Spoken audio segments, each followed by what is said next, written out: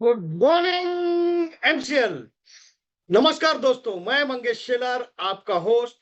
आज के इस एमसीएल ट्रेनिंग सेशन में आप सभी का तहे दिल से स्वागत करता हूं और आशा करता हूं कि आप सभी स्वस्थ और मस्त होंगे।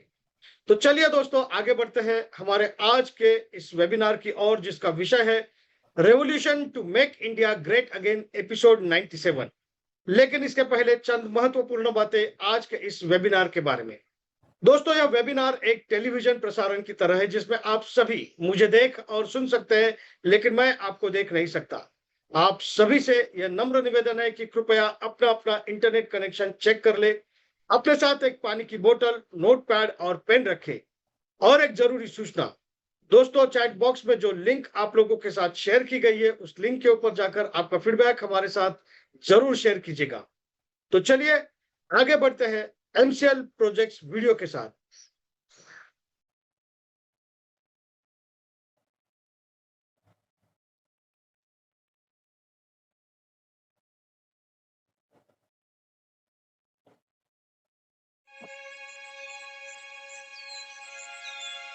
प्रकृति हमारे जीवन का मूल है। जैसे वन्य जीव, पेड़ पौधे, जल, भूमि, वायु, मानव, ये सब पर्यावरण का एक भाग है। वैसे ही मैं भी पर्यावरण का एक हिस्सा हूं। कुदरत के वरदान से बना हुआ एक मानवीय आविष्कार हूं। मैं एम कोल हूं, जो पर्यावरण का समतोल बनाए रखने में मदद करता है। एक कोयला पर्यावरण का समतोल कैसे बना सकता है? कोयला स्वास्थ्य समस्याएं पैदा करता है। कोयला वायु प्रदूषण का कारण बनता है। कोयला प्राकृतिक आवास को नष्ट करता है। फिर कोयला समतोल कैसे बनाएगा? आपके इस सवाल का जवाब मेरे निर्माण के सफर में छुपा हुआ है।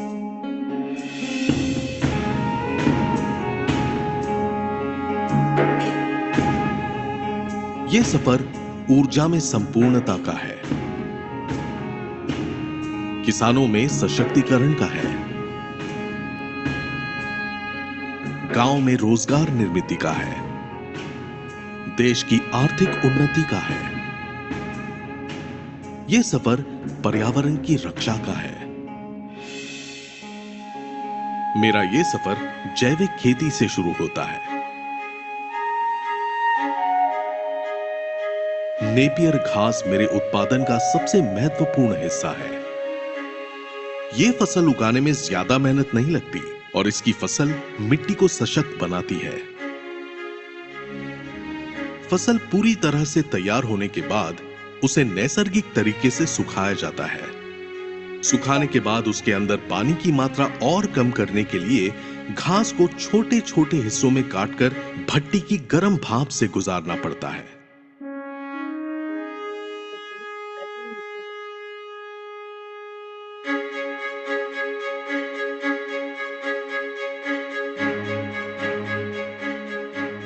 भट्टी में किसी भी तरह के ईंधन और लकड़ी का इस्तेमाल नहीं होता। उसमें मेरे ही अंश जलाए जाते हैं, जिससे कोई प्रदूषण नहीं होता। नेपियर घास भट्टी में अच्छी तरह से सूखने के बाद आखिरी पड़ाव में मुझे वो रूप मिलता है जो मुझे प्रकृति की रक्षा करने की क्षमता देता है।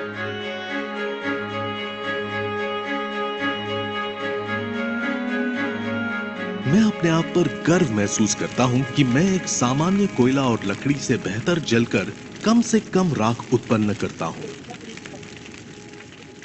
जिससे मैं पर्यावरण को प्रदूषण और मानव शरीर को हानिकारक बीमारियों से दूर रखता हूं। हाल ही में आईपीसीसी ने मानवता के लिए कोड रेड की घोषणा की है और इस चेतावनी को नजरअंदाज करना हमारी भूल होगी। प्रकृति की सुरक्षा और संरक्षण का साथ देना हमारी जिम्मेदारी है और इसी के लिए मेरा जन्म हुआ है। चलिए अपने आने वाली पीढ़ी के लिए कुछ बेहतर करते हैं। एम कोल का इस्तेमाल करके उन्नति की ओर एक कदम बढ़ाते हैं।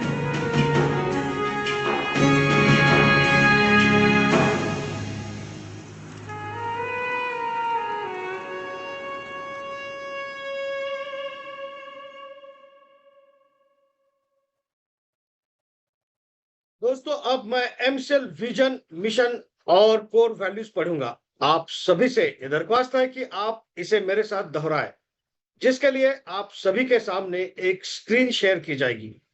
तो चलिए दोस्तों आगे बढ़ते हैं और पढ़ते हैं एमसीएल के लिए शपथ।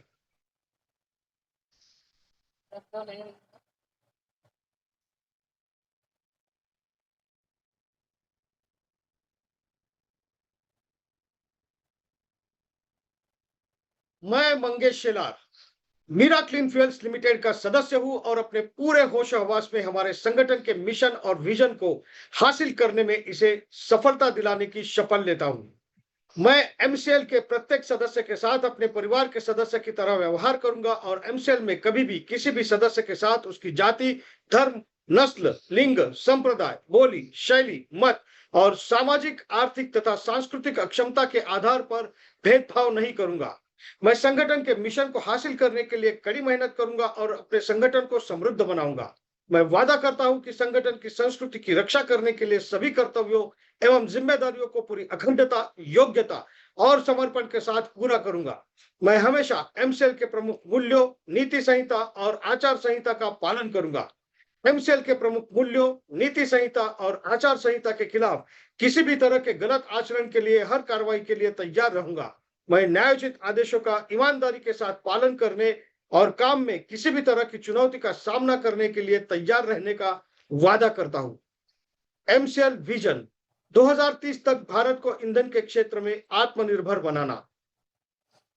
लक्ष्य एमसीएल एक ऐसी मूल्य श्रृंखला विकसित करने के लिए प्रतिबद्ध है जो ऊर्जा, पर्यावरण और आम लोगों को सशक्त बनाने के लिए समर्पित है।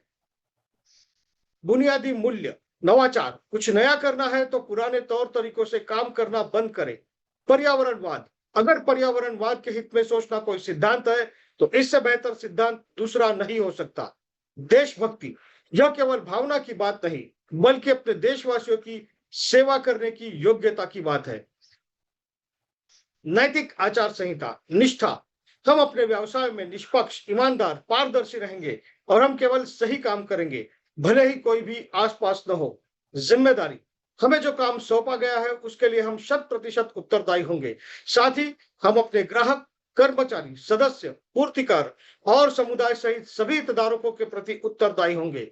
अनुराग, हम हर कार्य को मन लगाकर पूरे ध्यान के साथ करेंगे ताकि हमारे उत्पादन, हमारे नवीनीकरण, हमारे परिचालन और व्यवसाय के काम में सबसे ऊंचा मानदंड और गुणवत्ता का पालन हो सके। आदर, अपने सभी हितधारकों के प्रति हम हमेशा विनम्र और भरोसेमंद बने रहेंगे ताकि अपने हर चरण में अपनी प्रगति कर सके।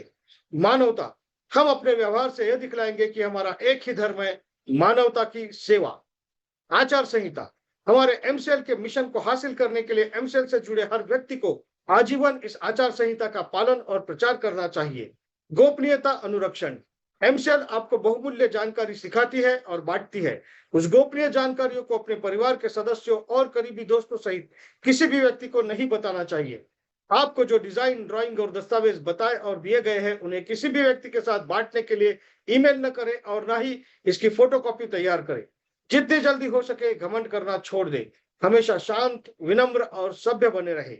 आलोचना, बुराई और परिवाद करना बंद कर दे। एमसीएल समुदाय में किसी भी व्यक्ति के बारे में बुरी बात न करें।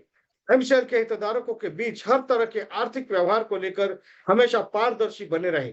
याद रखें कि हमेशा धनराशि आपके द्वारा किए गए कष्ट की प्रतिफल होगी। किसी भी प्रकार के प्रतिस्पर्धी कारोबार, एमएलएम, धर्म या राजनीति को बढ़ावा देने वाली बातों की हमारे समुदाय में बिल्कुल भी अनुमति नहीं है। समय निष्ठा सफलता की कुंजी है। एमसीएल समुदाय द्वारा बुलाई गई हर बैठक के लिए सभी को समय पर उपस्थित रहना चाहिए। ज्येष्ठ और वरिष्ठ जनों के लिए आज्ञाकारी रहे। समुदाय के साथी सदस्यों, कनिष्ठों और महिलाओं की सुरक्षा करें। आपके साथ हर व्यक्ति को सुरक्षित महसूस होना चाहिए।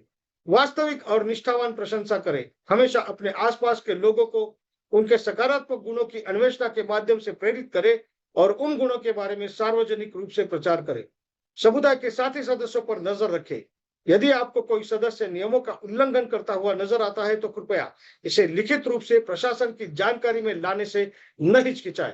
उल्लंघन करने वालों को सख्ती से दंडित, निलंबित, निष्कासित किया जाएगा।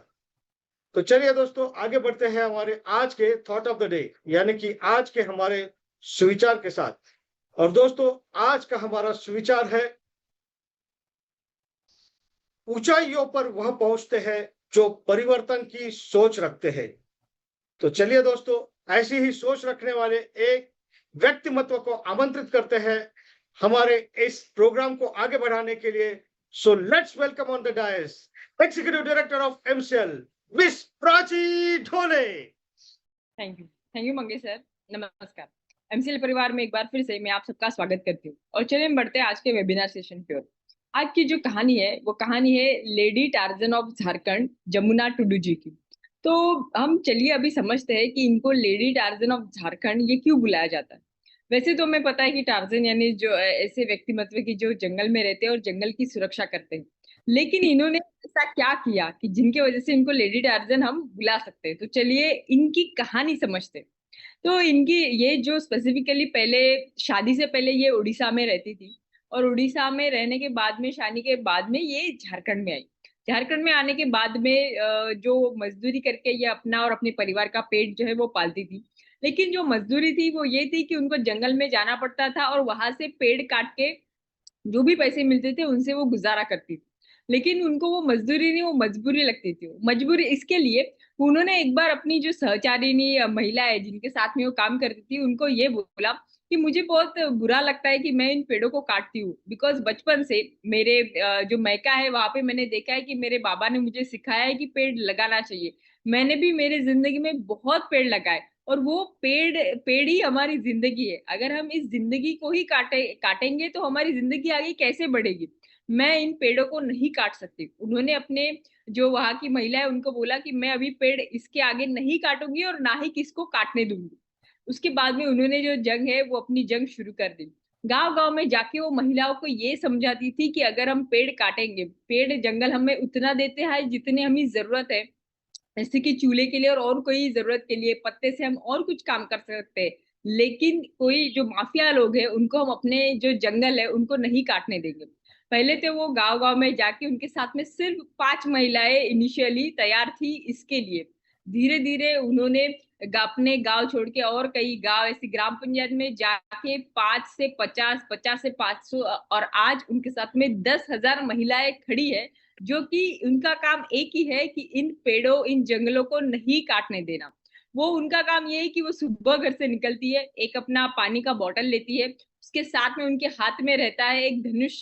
बिकॉज जब वो काम ये करने के लिए जाती है तो बहुत सारे अपोजिट लोग या माफिया उनके गुंडे उनके ऊपर आ सकते हैं और उनके हाथ में रहती है लाठी ताकि वो अपने पेड़ों के साथ में खुद की भी सुरक्षा कर सके। ये करते वक्त ऐसा हुआ कि आज 10 साल यानी 1998 में उनकी शादी हुई और वो झारखंड में आई। उसके बाद में 10 साल में उन्होंने 125 एकड़ से भी ज्यादा पेड़ कटने से बचाए हैं। ये करते हुए बहुत कठिनाइयों का उनको सामना करना पड़ेगा। रात को 1:30 बजे उनके घर में गुंडे आते हैं और उनको धमकाते हैं कि इसके बाद में अगर आपने ये काम किया तो हम आपके फैमिली में से किसी को भी जिंदा नहीं छोड़ेंगे। फिर भी वो अपने काम पे नेक्स्ट दिन सुबह गई और उन्होंने वही काम किया जिसके लिए वो पैदा हुई थी, उनको ऐसा लगता है। इसके बाद में हमेशा उनको ये पता था कि ये जो पेड़ पौधे मतलब जो काट के लेके जाते हैं वो ट्रेन से लेके जाते हैं और उसकी तस्करी होती है। तो एक बार वो अपने महिलाओं के साथ में स्टेशन मास्टर को ये बताने जा रही थी, तब उनके पास में बहुत बड़ी पत्थर फेंक हुई जिसमें उनकी जान भी जा सकती थी, इतना उनका खून बहा। लेकिन फिर से नेक्स्ट दिन वो अपने काम पे गई। गांव वालों ने उनको कई बार कहा कि ये तो आप अपने फायदे के लिए कर रहे हो, इसमें हमारा फायदा क्या है। लेकिन वो आज भी उनको वही समझाती है कि ये फायदा सिर्फ हमारे पर्यावरण का है। आज पूरे जागतिक लेवल पे पर्यावरण के लिए लोग लड़ रहे हैं, अगर हम नहीं लड़े तो हमारी भी जिंदगी नहीं बचेगी। यूनाइटेड नेशंस ने उनके जो काम है उनको सहारा है और उसके बाद में उनको भारत सरकार ने भी पद्मश्री अवार्ड देके नवाजा है। आज पूरी झारखंड सरकार उनके साथ में खड़ी हुई है। उनको जब ये पूछते हैं कि ये ताकत आपको कहाँ से आती है तो उनका यही बोलना है कि जिंदगी में बहुत कठिनाइयां आएगी, लेकिन अगर आपको पता है कि आप कोई नेक काम कर रहे हो, अच्छा काम कर रहे हो, तो यही आपकी ताकत बनेगी। आज हम समझते हैं कि एक झारखंड राज्य में उन्होंने 10,000 महिलाएं तैयार की। सोचिए एमसीएल ने जो एमसीएल के तालुका है हर एक तालुका में 10,000 लोगों की एक फौज तैयार की है जो कि पर्यावरण के लिए काम करेगी। तो हर आने वाले सालों में हम कैसा काम करेंगे ये आप समझ सकते हैं। तो चलिए इसी के साथ में बुलाते हैं ऐसे इंसान को जिनका कितनी भी कठिनाई आए तो आप सभी लोग जो एमसीएल के साथ में खड़े हो, यही हमारी ताकत है। ऐसे हमारे एमसीएल के MD and CEO doctor Shyam Golab. Thank you.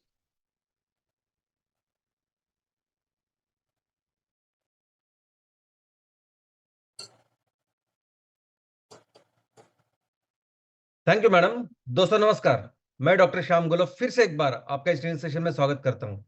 मैं आशा करता हूं कि आप सभी लोग स्वस्थ हैं और आप अपने साथ अपने परिवार का, यानी घर का परिवार और एमसीएल परिवार दोनों का ख्याल रख रहे हैं। मैं ये भी उम्मीद करता हूं कि आप सभी लोग 1 घंटा बहुत अच्छी एक्सरसाइज कर रहे हो, अपने हार्ट अपने लंग को मजबूत कर रहे हो और अपने इम्यूनिटी को बढ़ा रहे हो। तो चलिए शुरुआत करते हैं आज के इस सेशन के साथ। दोस्तों हमने एक नए पर्व की शुरुआत की है और इस नए पर्व में हमें अपने आप को एक बिजनेस परिवार के रूप में स्थापित करना है। मिराकल इन्फ्यूल्स लिमिटेड एक बिजनेस ऑर्गेनाइजेशन है जो सस्टेनेबिलिटी सेक्टर में काम करती है, जो सस्टेनेबल ईंधन, सस्टेनेबल फूड और सस्टेनेबल चीजें बनाती है और बेचती है। इनकी अपनी खुद की मैन्युफैक्चरिंग यूनिट्स है और इनका अपना खुद का मार्केटिंग नेटवर्क है। सन 2025-26 पे उनका ये रिपोर्ट कार्ड है। सन 2025-26 पे उन्होंने इतना टर्नओवर किया है और इतना इनका प्रॉफिट है। तो अच्छे रिपोर्ट कार्ड के साथ, अच्छे अंकों के साथ हमें अपने आप को इस साल एक बिजनेस ऑर्गेनाइजेशन करके स्थापित करना है। और दोस्तों इसलिए हम कौन से बिजनेस करेंगे इसका रोड मैप भी हमने तैयार करके रखा है। हमें इस साल 25 एमसीएनजी प्रोजेक्ट, 200 एमकॉल प्रोजेक्ट और हमारे हर एक सदस्य के लेवल पे, हर एमवीपी, हर एमएसएस और हर एमपीओ के लेवल पे बिजनेस का निर्माण करना है। और दोस्तों ये सब हमें इस साल यानी मार्च एंड 2026 तक करना है और यह करने के लिए फंडिंग की पूरी व्यवस्था हमने की है। दोस्तों फंडिंग का दूसरा ट्रांच अभी हमें प्राप्त हुआ है। अभी ये फंडिंग ऐसे ही ट्रांच अनुसार या किस्त अनुसार चलती रहेगी। ये इस फंडिंग की ट्रांच अभी धीरे धीरे बढ़ती जाएगी और ये ट्रांच हमेशा, ये फंडिंग जिसके लिए आई है, बेसिकली हमने जो बिजनेस रोडमैप तैयार किया है उसको पूरा करने के लिए ये फंडिंग का रोडमैप हमने किया है। ये फंडिंग का व्यवस्था या फंडिंग का इंतजाम हमने किया है और हर किस्त के बाद, हर ट्रांच के बाद इसका सही यूटिलाइजेशन करके उसकी यूटिलाइजेशन रिपोर्ट देने के बाद अगली किस्त या अगला ट्रांच आएगा। दोस्तों ये फंडिंग एक लॉन्ग टर्म डेट है जिसको हम सबको मेहनत करके चुकाना है। ये उस बैंक के तरह है जो बैंक आपको कर्जा देता है और जिसके लिए कर्जा दिया है उसको फिर उस स्टेज पे वो सही आप कर रहे हैं कि नहीं उसको वेरीफाई करके अगली किस्त आपको देता है।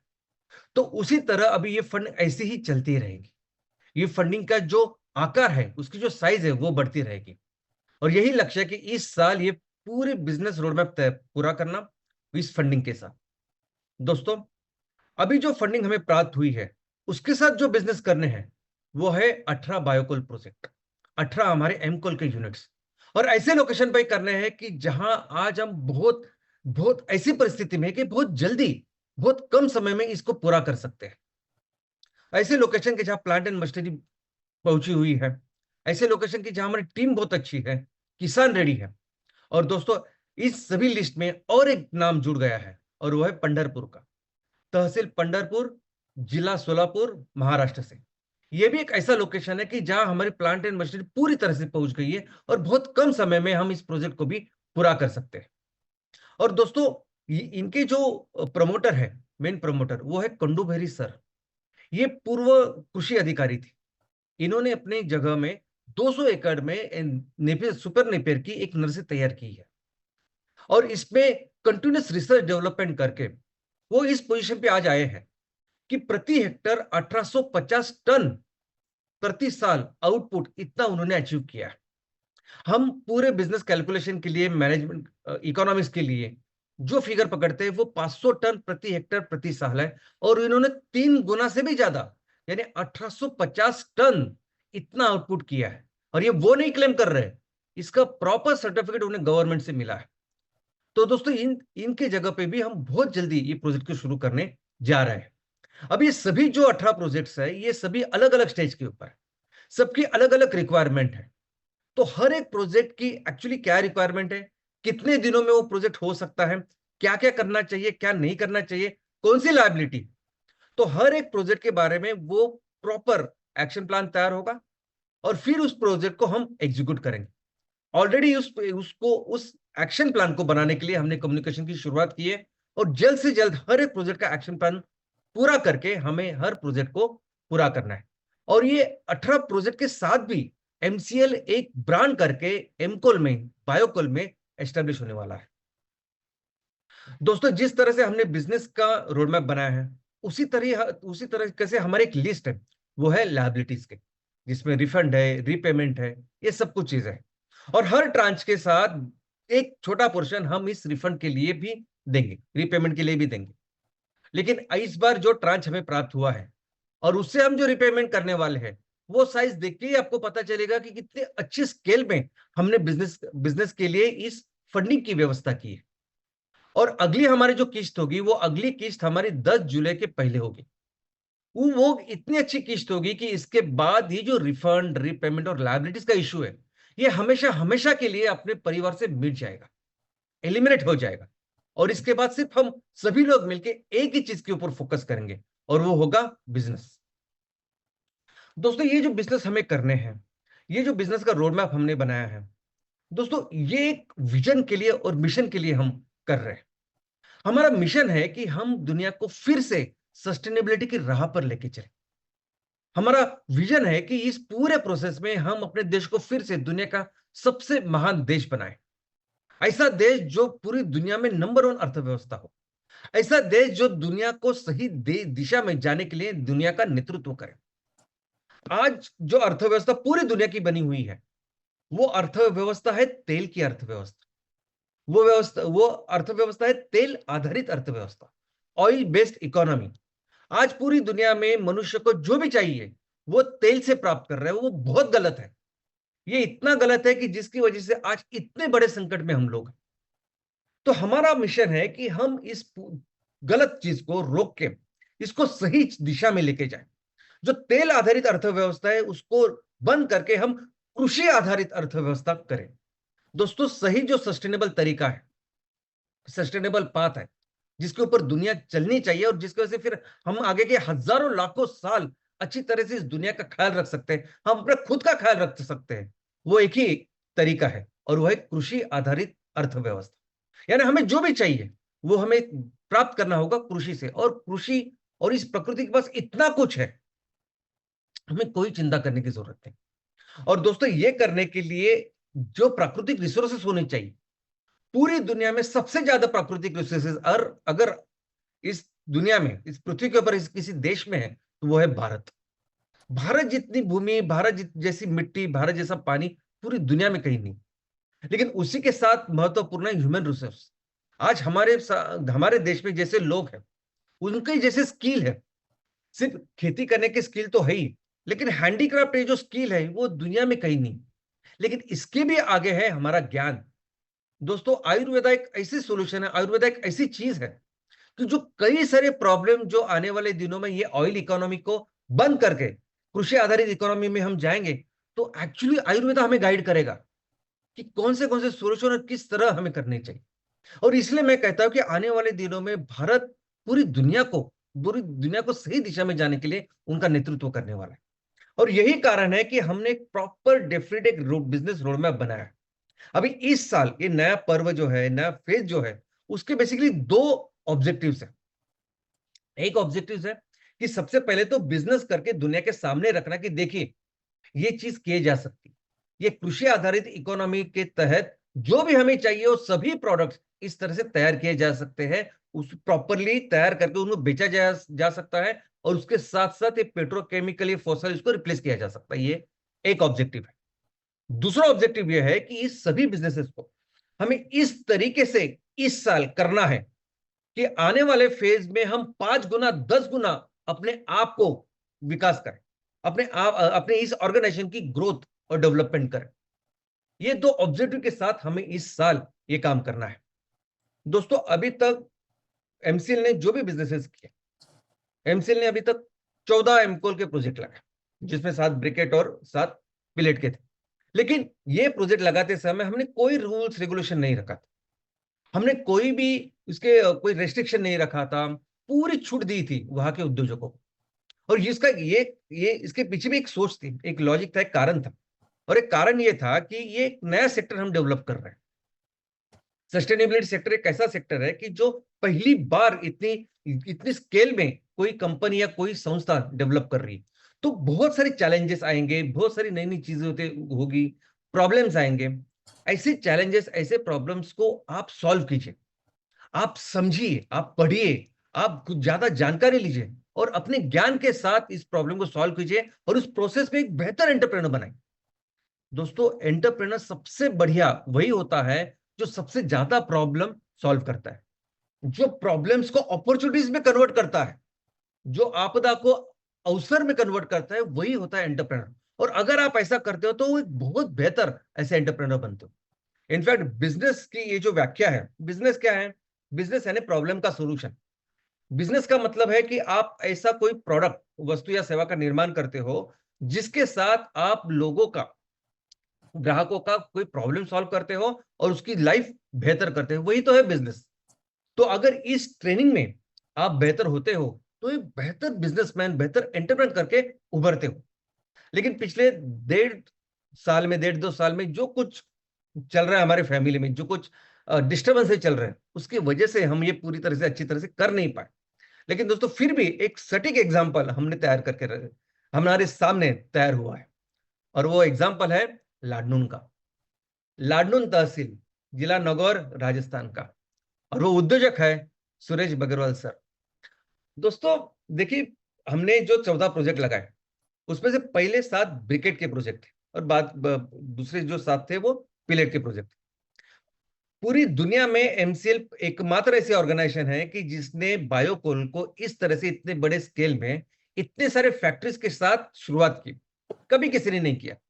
हाँ, लेकिन उसके पहले बायोमास ब्रिकेट लोग बनाते थे। ऐसी फैक्ट्री होती थी जो साल में सिर्फ 3 से 4 महीना चलती थी, जो हमारी फसल काटने के बाद जो वेस्ट रहता था, जो कचरा रहता था, उससे वो ब्रिकेट बनाते थे। आज ये कचरा मिला, कल वो कचरा मिला, और उस बड़े बड़े ब्रिकेट में कई सारी बहुत बहुत बार उसमें मिट्टी होती थी। और यही कारण था कि ब्रिकेट का उपयोग करें। ऐसा ऐसा कंपल्सन होने के बावजूद, ऐसी गवर्नमेंट की पॉलिसी होने के बावजूद, बड़ी बड़ी कंपनीज, स्टील की कंपनी, सीमेंट की company, even thermal power plants, ये इस ब्रिकेट्स को नहीं लेती थी। इसका कारण था कि इस ब्रिकेट की बिल्कुल ये ब्रिकेट जिसमें मिट्टी होती थी, जिसमें बहुत सारे प्रॉब्लम्स होते थे, वो वहां की प्लांट एंड मशीनरी को डैमेज करते थे। तो ऐसी परिस्थिति में एमसीएल पहली ऐसी कंपनी थी कि जिसने पहले तो रॉ मटेरियल को एस्टेब्लिश किया। पूरे साल भर आपको रॉ मटेरियल मिलेगा, इसका ख्याल रखा। और दूसरा, प्रोडक्ट के स्पेसिफिकेशन, प्रोडक्ट को एस्टेब्लिश किया। लेकिन जब इसकी कहानी की शुरुआत हुई, सुरेश बगरवाल साहब वो थे, उनके तहसील में उन्होंने सबसे डिफिकल्ट प्रोडक्ट के साथ यानी ब्रिकेट के साथ शुरुआत की। और उस टाइम जो टेक्नोलॉजी अवेलेबल थी, जो प्लांट एंड मशीनरी अवेलेबल थी, उसके साथ हमने शुरुआत की। तो बहुत ही क्रूड ऐसे प्लांट एंड मशीनरी, बहुत क्रूड ऐसे टेक्नोलॉजी के साथ उन्होंने शुरुआत की। लेकिन इस पूरे परिस्थिति, उसके बाद कितनी सारी कठिनाइयां, चैलेंजेस, प्रॉब्लम्स आए। हर चैलेंजेस, हर प्रॉब्लम में उन्होंने उस पर सोल्यूशंस निकाले, लेकिन वो करते रहे। आज अगर हम ट्रैक रिकॉर्ड देखेंगे, जिस रिपोर्ट कार्ड की मैं हमेशा बात करता हूं, वो रिपोर्ट कार्ड देखेंगे तो सबसे अच्छा रिपोर्ट कार्ड इन सर का है। और वो इसीलिए कि भले ही एमसीएल डिस्टर्बेंस में था, कोई उनको वैसे हेल्प करने के लिए कोई नहीं था, लेकिन फिर भी अपने आप मेहनत करके, अपने आप इस प्रॉब्लम्स के सॉल्यूशन के ऊपर काम करके उन्होंने इस प्लांट को चलाया। और देखिए, उन्होंने अपने लेवल पे पहले पिलेट्स वगैरह लाई थी, लेकिन आज सबसे बेहतर मशीन आज उनके पास। इस पूरे प्रोसेस में वो कभी रुके नहीं। लेकिन इस प्रोसेस में उनकी जो ट्रेनिंग हुई, इस प्रोसेस में जो जो उभर के आए हैं एज ए एंटरप्रेनर, मैं आपको बताना चाहूंगा कि वो आज इस लेवल पे, इस तरह वो एंटरप्रेनर बन चुके हैं कि आने वाले दिनों में सबसे अच्छा बिजनेस करने वाले में सबसे बेस्ट एंटरप्रेनर में से वो एक होंगे। उनका जो तहसील है लाडनून, वो ऐसी जगह पे है कि जहां आजू बाजू कोई ज्यादा इंडस्ट्रियल यूनिट्स नहीं है, फैक्ट्रीज नहीं है। उनको ये प्रोडक्ट बेचने के लिए भी 100 किलोमीटर से आगे जाना पड़ता है। ऐसी डिफिकल्ट पोजीशन में भी आज उनकी ऐसी परिस्थिति है कि आज उनके पास करोड़ों की डिमांड है। आज उनके पास इतने डिमांड है कि आने वाले दिनों में उनकी जगह पे हम क्लस्टर की सोच रहे हैं। यानी एक ही जगह पे 5, 6, 7 यूनिट कर सकते हैं, इतना उनके पास डिमांड है। और सिर्फ इतना ही नहीं, वो डिमांड इस ऐसी रेट पे है कि हम जो इकोनॉमिक्स के लिए जिसका उपयोग कर दे कि हमें इतने रेट में हमें इस एमकॉल को बेचना है, उससे कई अच्छा, बहुत बेहतर ऐसा रेट पे। यानी अपने आप को अगर आप उसके ऊपर फोकस करते तो किस तरह से उभर के आते हो, ऐसे एंटरप्रेन्योर, ऐसा उसने उन्होंने साबित किया है। और दोस्तों कल उन्होंने अपने इस प्लांट को फुल कैपेसिटी पे चलाया। तो आपने कितने सारे प्लांट देखे होंगे, 2.5 टन पर आवर कैसे निकलता है वो आप देखिए।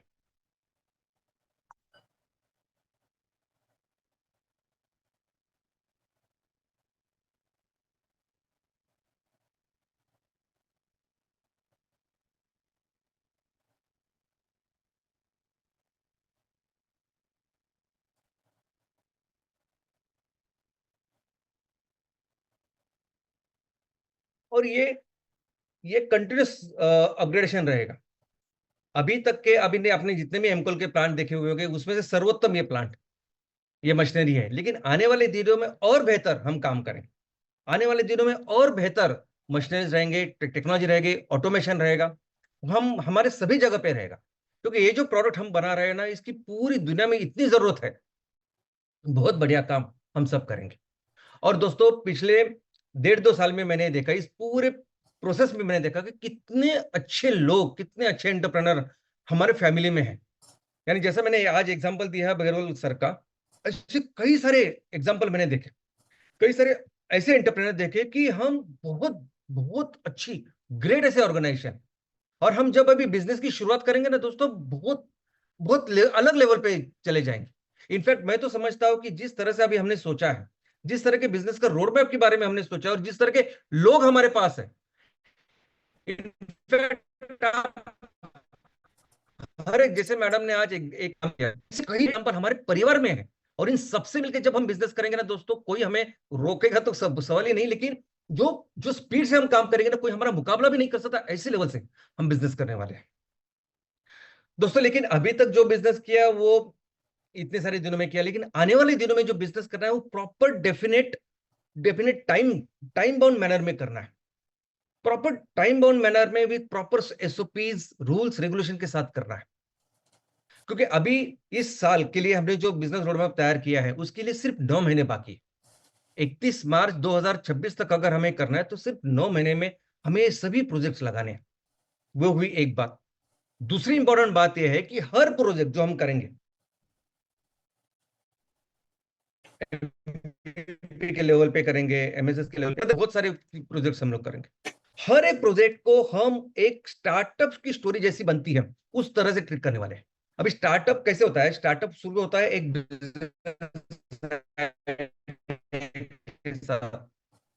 और उस प्रूफ ऑफ कर देता है, देखो लैब में देखता है कि देखो ये हो सकता है,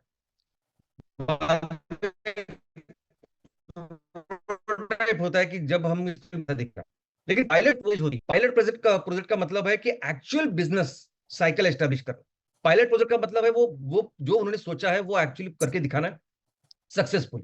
और एक बार ये पायलट प्रोजेक्ट सक्सेसफुल होता है तो उसके बाद फिर फास्ट ग्रोथ इनकी होती है।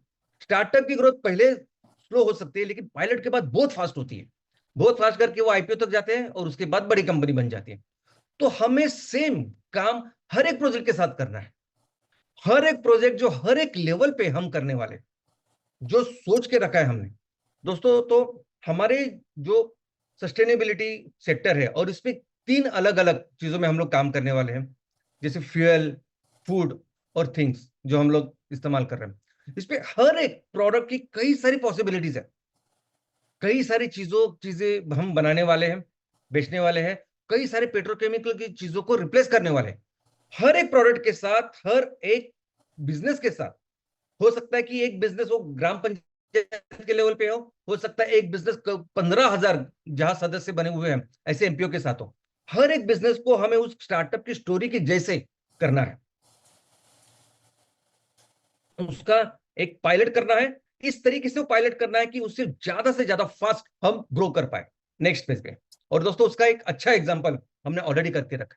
जिस तरह से अभी आपने एमकॉल देखा, वैसे ही बहुत बढ़िया ऐसा सक्सेसफुल बिजनेस मॉडल एमसीएल ने जो डेवलप किया है वो एम कैफे। दोस्तों नवंबर 2023 में 2023 में हमने इसकी शुरुआत की, तब से लेके ये एम कैफे प्रोजेक्ट चल रहा है। बॉम्बे गोवा हाईवे पे ये प्रोजेक्ट है। ये प्रोजेक्ट यानी एक 100% ऑर्गेनिक रेस्टोरेंट है। इस रेस्टोरेंट में अगर आप देखोगे तो जो 100% सर्टिफाइड ऑर्गेनिक चीजें होती है वही हम खरीदते हैं और उसी चीजें बनाते हैं। इस रेस्टोरेंट के जब अंदर जाएंगे आप, तो कोई आपको अनसस्टेनेबल पेट्रोकेमिकल चीज नहीं दिखेगी। आपको पानी की बोतल वहां नहीं मिलेगी, कोई बोतल चीजें नहीं आपको मिलेगी, कोई पैकेज्ड फूड आपको नहीं मिलेगा। आप जिस टेबल पे जाएंगे वो सब कुछ सस्टेनेबल लकड़ी का रहेगा। टेबल क्लॉथ 100% कॉटन के हैं, सभी जगह पेड़ वगैरह पौधे हैं। इतना सुंदर, इतना अच्छा प्रोजेक्ट बन चुका है कि इस हाईवे पे अभी कितने सारे सेलिब्रिटीज ने इसको विजिट की है, और जिन्होंने इसको विजिट की है उसके लिए, उनके लिए एक फीडबैक बुक हमने रखा है। इतने सुंदर फीडबैक है, लोग इसको इतना पसंद कर रहे हैं, लेकिन वो चाहते कैसे हो। और दोस्तों अभी ये एम कैफे प्रोजेक्ट इस तरह से प्रॉपर सक्सेसफुल पायलट प्रोजेक्ट बन चुका है कि इसको अभी हम पूरी तरह से सक्षम है, रेडी है उसको रेप्लिकेट करने में, उसको बढ़ाने के लिए। और इस पूरे दिनों में हमने बहुत कुछ सीखा भी कि क्या करना चाहिए, क्या नहीं करना चाहिए। और अभी अभी ये जानते हैं कि हाईवे तो है ही, लेकिन कई सारे शहरों में जहां जहां ज्यादा क्राउडेड ऐसे लोग हैं, बहुत सारे लोग हैं, वहां लोगों को जरूरत है ऐसे रेस्टोरेंट। तो इसका इतना स्कोप है, इस तरह से लोगों ने इसको फीडबैक दिया है, ऐसे ग्राहक खुश है। तो इस प्रोजेक्ट को बहुत जल्दी अभी हम एक्सपांड करने वाले हैं। अभी मैकडोनल्ड की शुरुआत भी एक प्रोजेक्ट के साथ हुई थी, और अभी आज की तारीख में मैकडोनल्ड कहाँ लगा है, इसके लिए 500 पेजेस की गाइडलाइन की बुक है।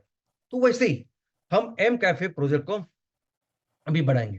और दोस्तों ये जो 18 एमकोल प्रोजेक्ट हम कर रहे हैं, हर एक प्रोजेक्ट बेसिकली ऐसा पायलट प्रोजेक्ट करके ही हमको करना है। देखो अपने तहसील में हम शुरुआत कर रहे हैं सिर्फ एक एमकोल प्रोजेक्ट के साथ, लेकिन अपने तहसील में जो उसकी पोटेंशियल है वो कितनी है, तो हर ग्राम पंचायत में हमें एमकोल का प्रोजेक्ट करना है। तो अगर 60 ग्राम पंचायत है तो 60 एमकोल के प्रोजेक्ट करने शुरुआत कर रहे हैं हम एक प्रोजेक्ट के साथ। तो और हर तहसील की अपनी अपनी एक डेमोग्राफी है, अपनी अपनी एग्रोक्लाइमेटिक कंडीशंस है, नेपियर ग्रास कैसे उगाएंगे, उसकी कटिंग, ट्रांसपोर्टेशन जो कुछ रहेगा, तो उस एक प्रोजेक्ट के साथ हम उसको एस्टैब्लिश कर सके, ताकि अगले साल हो सकता है हम डायरेक्ट 5 प्रोजेक्ट के ऊपर काम करें, 10 प्रोजेक्ट के ऊपर काम करें। तो ये 18 प्रोजेक्ट जो हम कर रहे हैं वो बेसिकली पायलट प्रोजेक्ट है, और उसी तरीके से करने हैं ताकि हम नेक्स्ट फेज में बहुत फास्ट इसको डेवलप कर सके। और दोस्तों सिर्फ इतना ही नहीं है, हर एक प्रोजेक्ट हमें ऐसे करना है।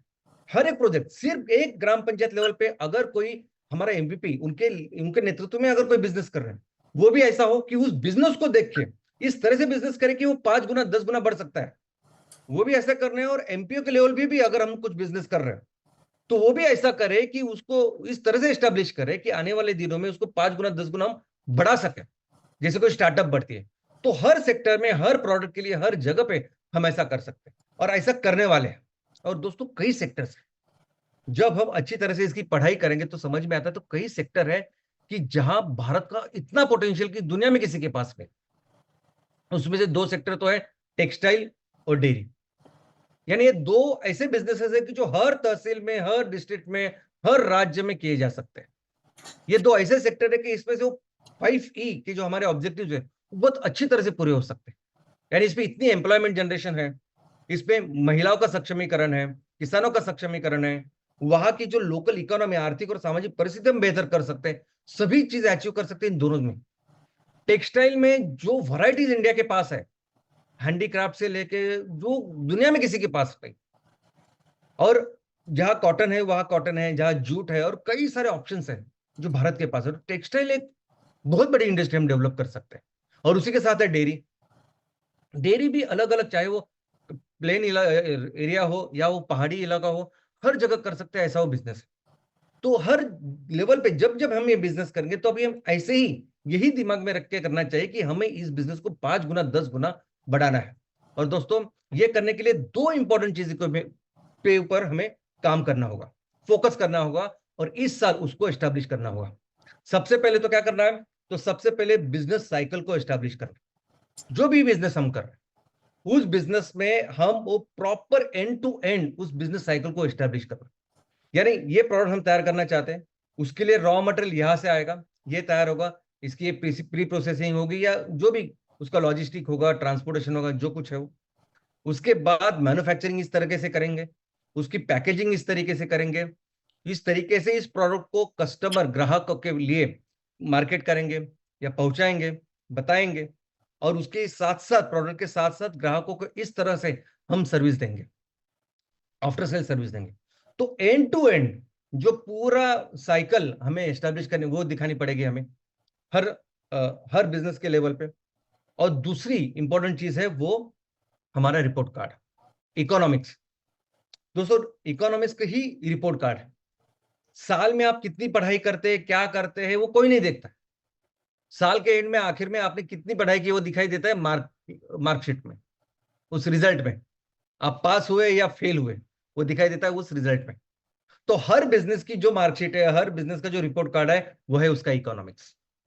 इनफैक्ट ये जो फाइनेंस सेक्टर है ना, फाइनेंस और फाइनेंशियल इकोनॉमिक का सेक्टर, इसमें तो आपके बिजनेस की शुरुआत ही होती है इस रिपोर्ट के साथ, इस इकोनॉमिक्स के साथ।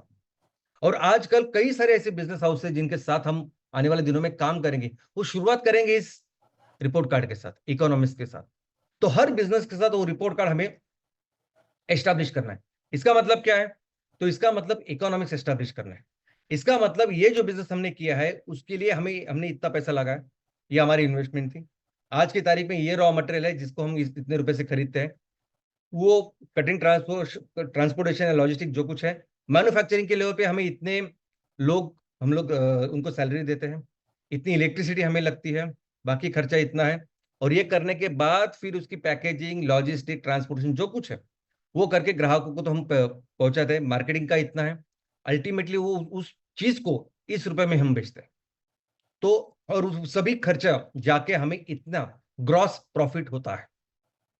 जो profit before tax, depreciation, interest होता है उसे एबिटा कहते हैं। और पूरा गवर्नमेंट का टैक्सेशन, इंटरेस्ट, ईएमआई सब बोल्स, वो सब निकाल के जो होता है नेट प्रॉफिट। तो आपने ये बिजनेस करके कितने पैसे जनरेट किए, कितना प्रॉफिट जनरेट किया, और ये जो पास या फेल जो होता है वो इस रिपोर्ट कार्ड के साथ होता है। तो हमें जो भी बिजनेस करना है इस साल, एक अच्छी रिपोर्ट कार्ड के साथ करना है कि हमने इतने पैसे लगाए, इतना पैसा अच्छा प्रॉफिट हो रहा है, और ये सब चीजें।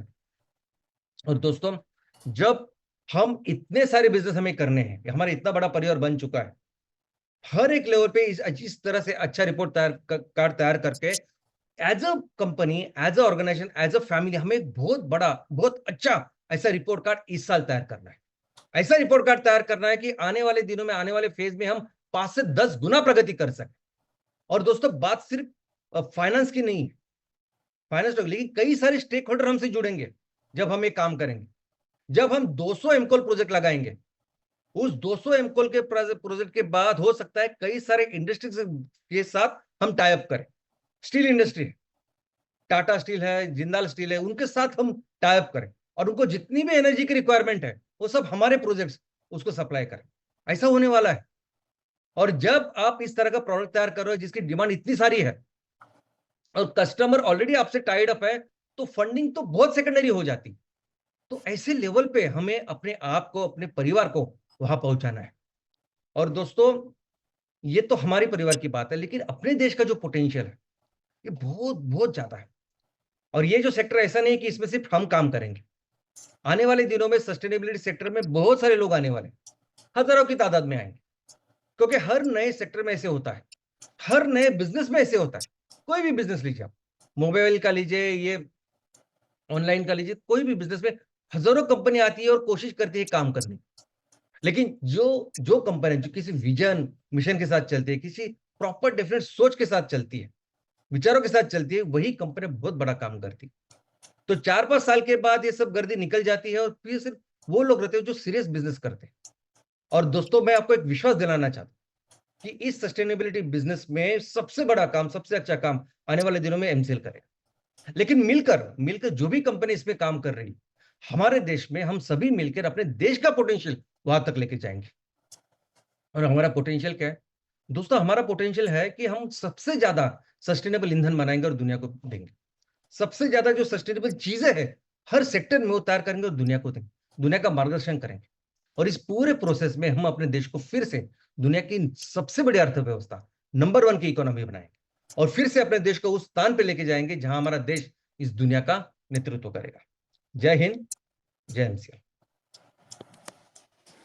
एमसीएल एज अ ऑर्गेनाइजेशन अपने सारे एमएसएस और एमबी के प्रति कटिबद्ध है। हम अपने जो प्रोजेक्ट्स हैं उनको वर्ल्ड स्टैंडर्ड कैसे करेंगे उसकी प्रोसेस हम लोग कंटिन्यूसली कर रहे हैं। जो भी हमारे आज रिसोर्सेस हैं उनको कैसे बेस्ट यूटिलाइज करके एक एक प्रोजेक्ट को एक वैश्विक स्तर पर कैसे ले जाएंगे उसका एग्जाम्पल लाडनून ने सेट किया है। एक लाडनून को मल्टीप्लाई करना ये हमारे लिए आसान है जब तक हम साथ हैं और साथ में चल के बिजनेस मॉडल खड़ा करने की कोशिश कर रहे हैं। आने वाले समय में बहुत चैलेंजेस आएंगे इस इंडस्ट्री में, क्योंकि इस इंडस्ट्री को एमसीएल के माध्यम से बढ़ने के लिए जो भी अंतर्विरोध होगा, जो भी विरोध होगा, उससे आगे जाकर हमें सिर्फ व्यावसायिक मॉडल पर ध्यान देकर कैसे साथ में आगे रह के बढ़ना है, यही हमें सोचना है। तो साथ में रहिए और हम साथ में रहकर ही आगे बढ़ेंगे। यही हमारा मिशन है, यही हमारा विजन है, क्योंकि अल्टीमेटली ये जो फैमिली बनी है एमसीएल, वो जिस विजन मिशन से बनी है, वो विजन मिशन का कमिटमेंट एमसीएल अपनी आखिरी सांस तक जारी रखेगा और आगे बढ़ेगा। बस यही हमारा दृढ़ विश्वास है और दृढ़ निश्चय है। इसके लिए हम सबको अपने प्रोजेक्ट के लिए सबको ऑल द बेस्ट, और इसी विश्वास के साथ जय हिंद, जय एमसीएल।